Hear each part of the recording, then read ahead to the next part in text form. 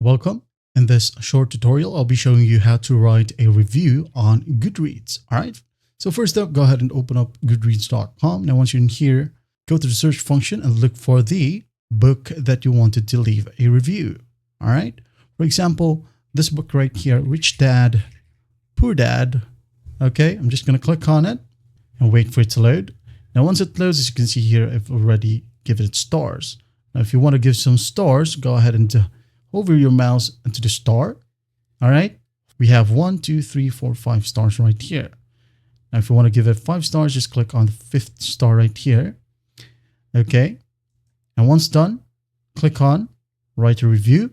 Or when you scroll down, we have the write a review button here as well. Just click on it.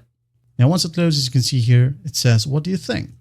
Go ahead and enter your review right here, like best book ever.